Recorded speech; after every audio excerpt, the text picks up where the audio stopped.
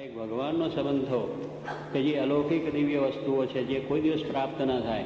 એવી વસ્તુ જ્યારે મળે છે ત્યારે એને માટે આ શાસ્ત્રોમાં ધન્ય વસ્તુ ગણાય છે, ભાગ્યવાળી વસ્તુ ગણાય છે. એવા બ્રહ્માંડ સ્વામી કે જે બહુ જબરદસ્ત કવિત્વ હતા, એ આજે આ કીર્તનો ઘણા એમના તો આપણે સાંભળ્યા છે, કર્યા છે, અને એમને એક મૂર્તિનું મહારાજની વર્ણન કરતી વાત લખી છે, અને એ કીર્તન આજે આપણા સમક્ષ બોલીએ છીએ.